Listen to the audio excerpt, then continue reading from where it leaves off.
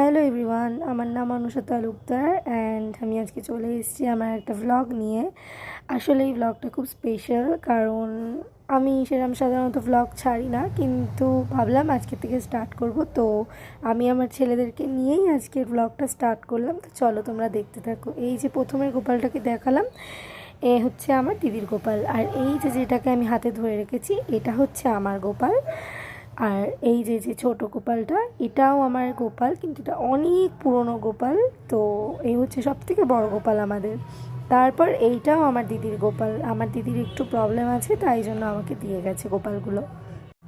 তো চলো তোমরা দেখতে থাকো আমি কি কি করে দুপুরের পুজোটা ওদের দিই। সবার প্রথমে ওদেরকে স্নান করিয়ে নেব আমি। তো চলো সবাইকে স্নান করিয়ে নিয়ে আসি। তো যেমন দেখলে আমার স্নান করানো হয়ে গেছে, এবার আমি ওদের জন্য জামা সিলেক্ট করছি। তো এইগুলো গরমের জন্য খুব ভালো এই জামাগুলো। তো এই জামাগুলো আমি মিশো থেকে নিয়েছি। আর এই যে যে প্যান্টটা দেখলে আর একটা জামার সেট, এটাও কিন্তু বাইরের থেকে নেওয়া, এটা আমার অনলাইন থেকে নেওয়া না। এই জামাটাও আমার অনলাইন থেকে নেওয়া, এটা ভীষণ কিউট দেখতে।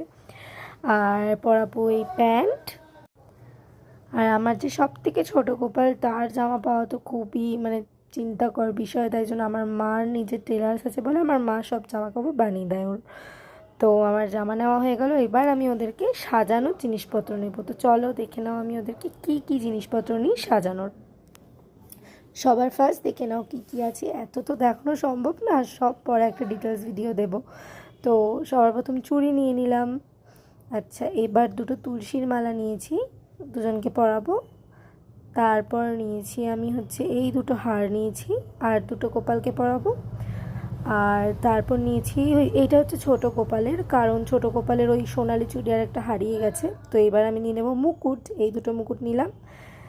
আর এই দুটো মুকুট নিলাম, একটা সাদা আর একটা হলুদ, আর ওটা নীল আর হলুদ। আচ্ছা, তো চলো এবার খেতে দিয়ে নিই। তারপর একটা টিপ পরাবো। তারপর আমি ধূপকাঠি দেবো।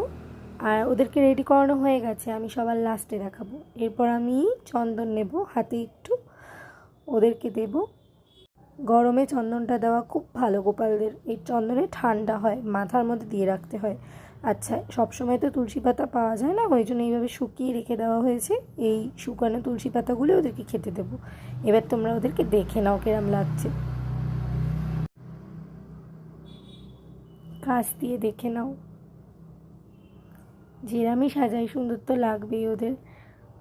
আর ডেলি স্নান করাতে করাতে না ওদের আঁকাগুলো মুছে গেছে, তো ওগুলো ঠিক করাতে হবে। তো চলো, টাটা।